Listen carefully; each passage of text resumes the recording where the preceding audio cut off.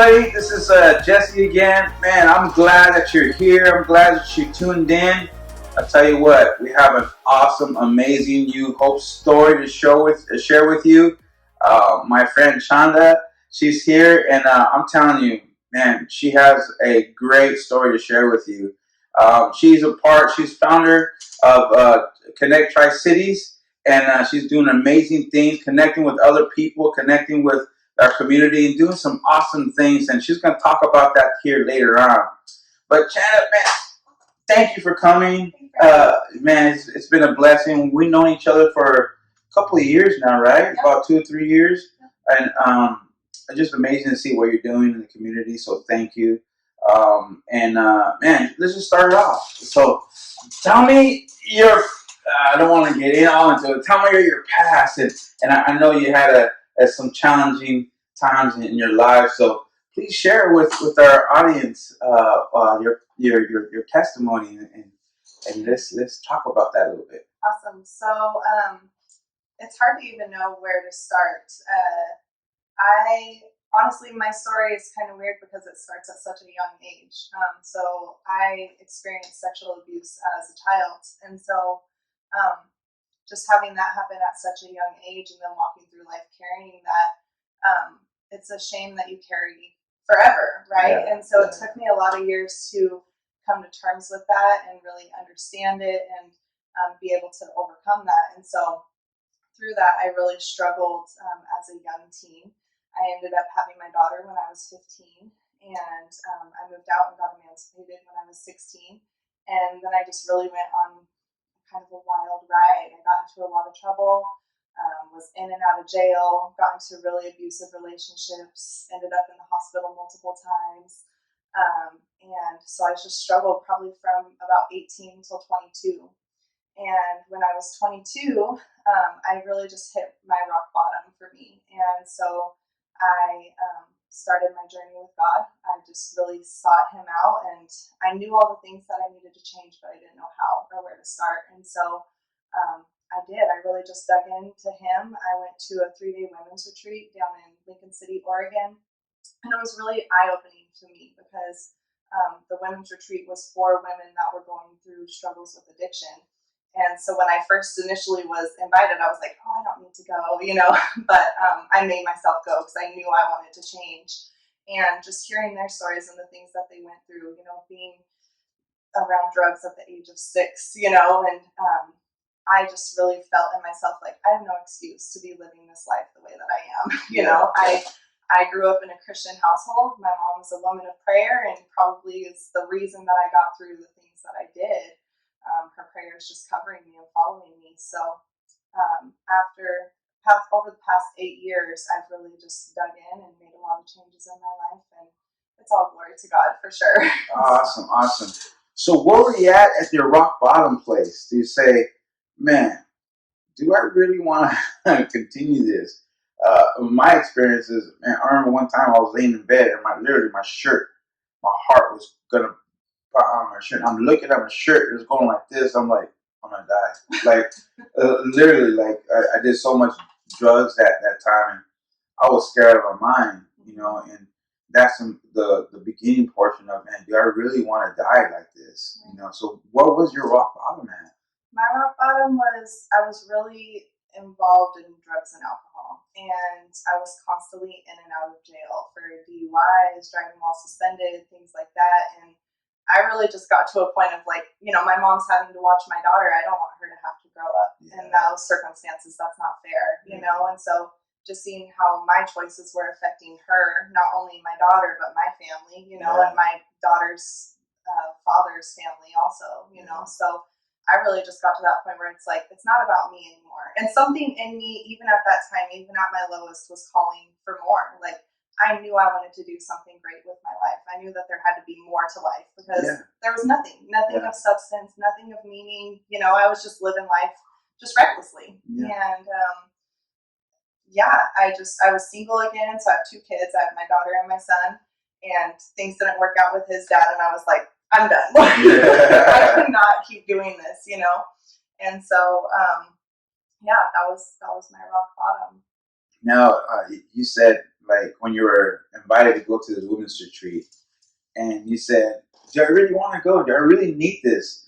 Oftentimes it's like when you're drinking and you're really you're drunk, but you say, "I can drive," Right. or an addict when you say, "Are you really an addict?" And they say, "Well, I'm not an addict," and they're like stone cold drug addict, right? So our perception sometimes is different from other perceptions. And oftentimes we can't really look at the mirror because we really don't want to, because we really know who we are, but yet we tell ourselves that we're okay. We tell ourselves that we don't need change in our lives. So why would you say, like, do I really need this at that stage of life that you were at? Honestly, it was God. Okay. So one night I was just in my room crying a mess, and I literally just cried out to God, like, where do I start? I don't know what to do, Yeah. And the next day I went to go meet up with my mom, and that night when I was praying, she had been praying about how much to give to help these women go to this women's retreat, and God dropped my name on her heart. And so she was like, "Do you want to go?" And everything in me was like, "Heck no! I don't know those ladies, like I'm fine." Like you said, right? My perception of myself is like, I'm fine, and but I just I instantly knew it was like, if you pray to God, you better be ready for Him to answer. You can either take it or leave it, And so I just knew in my heart, like, you want to know where to start? Here you go. And so for that month, because it was like a month away before it was time to go. In that month, I just fought it, so millions of reasons came up. I had to miss my daughter's first day of school, just a bunch of stuff. But something in me was like, just go. And so I did. And it was a blessing to me not knowing anyone, because I was really able to take that time and really seek in myself. Like, what am I doing, and really just let God speak to me. And He did. That doesn't always happen for everyone that quick, but I think it was in my willingness of like, I'm ready for a change. Absolutely. I think transformation starts and change starts when we're come to a realization that we need to come naked and unashamed. Now, when I say naked, I don't mean physically naked. What I mean naked is being vulnerable. Then all those things that are within you that you don't want nobody to know and that you're struggling with, and you come, I'm getting goosebumps. And when you come to that point of, man, God, this is who I am. I feel myself as filth, but yet you see me as precious gem. But God, this is who I am. I'm insignificant. I can't do this. I can't do that. There's no way people are going to like me because of my baggage. No way people are going to like me because of my story. No way people are going to like me because of who I am. They know me. Right. And oftentimes we just think, being vulnerable is not a weakness. Right. It's a strength. And oftentimes, especially men, and I'm talking about all you guys out there that macho, you're out there macho and stuff like that. And oftentimes being too macho is hiding something internally, right? But if you're vulnerable, I think you can be the greatest person you can be and unashamed of who you are, what you've been through. Man, thank you for sharing that. Now, there may be a loved one, a parent, a spouse, or somebody that's dealing with a loved one that's going rampage, having those violent relationships, being a single mother, going in and out of jails, dealing with drug addiction, DUIs. What would you say to a loved one that's watching right now that has somebody else, witnessing somebody else doing the same thing? I would say try to keep an understanding and open communication, because my biggest thing, especially when you're in an abusive relationship, is isolation, right? Yeah. And so I lost all my friends, all my family, all that contact, and then when I finally told them about this abusive relationship, I got into another one unknowingly, right? And we ended up on the other side of the country, and it turned into this terrible thing. And because of, again, the isolation, I was unable to tell my family what's really going on. So it's almost like this reassurance that it's you, right? Like, you're the issue, you're the problem. This is why it keeps happening. So I just think that learning to have that open communication, looking for those signs of like, something is not right here, and really just working them through the process and reassuring them that just because you're going through this, it doesn't define you. Right? Yes. It doesn't matter where you've been; it matters where you're going. So really, just reassuring them, reminding them that they're loved, because you have to remember they're being called every name in the book. They're being told they're nothing. And so, especially if you've been through past traumas, it's just like a reassurance to yourself, and so you allow it to happen, right? Yeah. And so I just think that loving them through it, building them up, helping remind them who they are, and just keeping them in your prayers. Yeah. Like the power of prayer protected me many times. So awesome. Now, having said this might be a sore subject, but there's really a thin line between mentorship and friendship. There's a really thin line of enabling and helping and correcting. So oftentimes people, when they say you love on them, it's really not continuing that behavior of the loved one. Sometimes we have to say, I love you from afar, but I'll be here when you're ready. Right? And it's so hard to do that, especially with a loved one. Right? Now, the other question is, what would you say to that person out there that might be in an abusive relationship, that might say, this is my second, third relationship, this is who I am, and this is the kind of relationship I'm bound to be in. I don't see any hope because every relationship I had have been abusive, or my lifestyle, I can never cut this drug addiction. I can never stop drinking. This is who I am, man. So I'm just going to accept it and just, what do you say to those type of people? I would say know your worth. I believe that every person has a purpose. Yeah. So if you're going through something like that, there's a bigger purpose for it. Don't allow it. Don't say it's okay. Don't get desensitized to it to where you lie to yourself and say that it's okay. You have to know your worth, and you have to believe in something greater for yourself. And so for me, after I went to the women's retreat, I literally removed myself from everyone for 60 days. I did like a self-isolation where I really dug into the word, dug into what God was saying, because like you said, people know who you are, right? They know how you are, so you're trying to change and you go around the same people. How do you make that change? Yeah. It's too easy to fall right back into. Yes. So I have a whole new group of friends, like love all those old friends, but I had to recreate myself. And so it's like the dying to that old life and coming into the new life. And when I did that, God was speaking so much to me. I was giving sermons at church. Like I was so on fire for God. And it was amazing to see the change that took place in like 60 days, right? 2 months ago, I was just this person partying, going out. But there was no fulfillment in that. And so I just got to a point of like, I am done with this lifestyle. There's no purpose to it, And so if you are going through something like that, like I said, just remember your worth. Know that there's something greater for you, and this is only temporary. So keep pressing forward. Remove yourself from who you have to remove yourself. It's okay. They're going to be mad. They're going to, say whatever, but you are the only person that you are in charge of is yourself. You're not responsible for anyone else and what they do. And so you have to take responsibility for yourself and your own choices and your own actions and what it is that you want for yourself. So. Thank you for saying that, because oftentimes there's people out there I know that we serve a lot of people on the streets as Upper Smyrna, and we've seen a lot of, especially females, that are in prostitution. I remember one of them had a sock of their child that died, and it was an infant. And she had a sock in her hand, and she was literally selling herself and letting herself be used, abused, hurt, because she was in pain because she lost a child. And so she didn't see herself valued. She lost something that was valued, and she wanted to do anything to gain that back.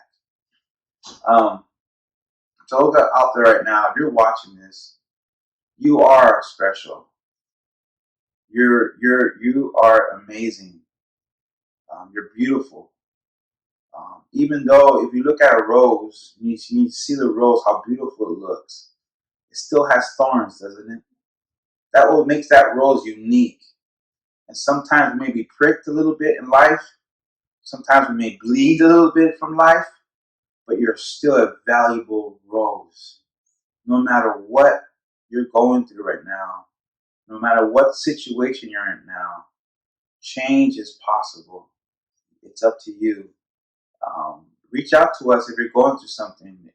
DM us on social media. Say, give us a message, and we'll contact you. If you need some resources, we'll try to help you with that. But don't forget anything else, that you are a queen and a king, and you're valuable. So thank you for saying that. And through that whole journey in life that you're going through, you're mentioning that your community has changed. Yeah, so you were at this community, and it's kind of I gotta change. I need new friends. I gotta surround myself with a different kind of community. How difficult was that? It was hard. Yeah, it was hard. Because whenever you want to make change, you're always going to come up against that fight against you, right? Yeah. And so, I mean, even to come here and share my story was like, oh, I mean, I was just overcome by memories, and do I want to share this? And like you said, vulnerability. And I like that because that's actually the sign for vulnerability, and it is. It's bearing it all, right? This is who I am. This is what I've been through. Like, can't change it. You know, all I can change is what I'm doing today. Yeah. So it was really hard, but I set my mind and I kept it set, you know, and I did. I would dabble and go back every once in a while, but it's different when you start really following God and you start really giving your life to Him, and those boundaries start to get set up. Like, I really started to understand the hedge of protection. Pastor Meredith gave a great word about that, and it's so true, because before I go and I cross that boundary and there's no stopping me, right? Whereas this time it's like I would kind of pass that boundary and instantly it's like, I'm doing something different with my life. I don't want to do that. And so again, like finding a life and living life on purpose, finding things that have substance and meaning. And I see the fruit of it today. You know, it's been 8 years of a process of getting me through that and really healing myself and aligning myself. And one of the three things I think we really struggle with are aligning what you say, what you do, and what you think. You know, because you think one thing, you say one thing, you do another. Yep. You've got to make those three things align. Yeah. And the more that you center yourself and discover more of yourself, discover who you are. Yeah. You know, sometimes it's scary, but I made myself sit down and actually write out like a timeline of my life and really just process that and like, this is who I am and that's okay, you know? And so it's freeing and healing to find and discover yourself, because you're strong. There's only one you. You know, this world needs you. And so we can't get caught up in all that other meaningless stuff, you know? Right. And it's so important because our perception really determines where we're heading. Yeah. You know, and if you I hate ice. I hate winter. Well, I like cold. I like to be cold. I don't like to be hot. That's why I'm going to heaven. All right, so I'm going to go to hell. But anyways, you know, if you're in winter, it's ice outside, and you know there's a patch of ice coming out of your house or your driveway, and you have to walk on it. And if you're walking towards it and you're thinking, okay, I'm going to fall. I'm going to fall. I'm going to fall. What's going to happen? You're going to fall. You're going to fall. Yeah. So your perception and what you say to yourself is the outcome that's going to happen. One of the presidents, former presidents a long time ago, I forgot who it was, it says, for those that say they can, and for those that say they can't, they're right. For those that say they can, and for those that say they can't, they're right. So if you say that I can't overcome this addiction, I never can get out of this relationship, I can never do something big because this and this and that, you're right. You're absolutely right. And oftentimes, the situation and environment doesn't keep us in the situation. We keep ourselves in the situation. Now, is it hard? Yeah, absolutely. It's absolutely hard. And that's what I believe, honestly, that those that have been through that life struggle, drugs, abuse, violence, whatever it may be, those are the people that are going to make this community better. It's not this region or this nation better, because we've been through it all. We've seen the devil face to face. And so, man, Shanda, thank you so much for coming here. Now, tell us what you're doing now in the community. Tell us about your new venture and what you've been up to and stuff like that. So 5 years ago, I started a business, so I now have a small spa. And then when the pandemic hit, I was out of work, right? We had to close down. And so I had no idea how I was going to get through. However, I have faith, and so it really just put something on my heart. Like, people are really going to be struggling during this time. And I had on my heart for years, connect. And so it was just so strong on my heart, like, just do it, just do it. I would put little posts out there for people that needed some help and quick responses from the community, right? And so I did. I reached out to my friend, saw how to start it, and so I formed a nonprofit, got my board on board, and so it's called Connect Tri-Cities. And what we're doing is we're connecting with other resources and nonprofits within our area, and we're really just helping to connect those with families in need. So it's either individuals, families. We're doing a lot of Feed a Family campaigns to help feed families in need, and then really just trying to help to be a resource. So right now, our big project that we're working on and just kind of getting the ball rolling on is a Connect space. So we're trying to do an interactive educational space where parents and students can come and have a place to learn during distance learning and stuff. So awesome. Yeah, just give them a little bit of interaction and at a distance. There you go, yeah. So how can people connect with you? They can connect with us on Facebook or Instagram. You can reach us by email or phone. And really, we're just here to be a service to our community. We know that life is universal. It's never going to be the same for any story. Yeah. And so if we can, we will help you the best of our abilities, or else we will walk you through the process of getting the resources that you need to live a better life. I believe that we have all the resources that we need. And there's always new ones coming forward, and that's awesome, and so how can we take that and really implement it into our community, because we're only as strong as our weakest link, right? And so we can't just leave those people behind. Like, we have to start bringing them up and meeting them where they're at. You don't know their story. You don't know what they've been through. So absolutely. So Connect Tri-Cities, find them on Facebook, on Instagram, email them, get plugged in. They're doing amazing work out there. Again, Shanda, thank you so much for coming online with us and being vulnerable to so everybody can hear your story. And thank you guys for coming online. We appreciate you.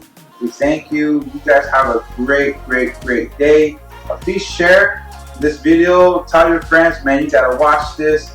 And if you know anybody that needs some resources, give us a call. We'll try to connect you with Connect Tri-Cities, or we'll try to find somewhere that we can help your loved one or yourself. All right. God bless, guys. Thanks again. And until next time, see ya.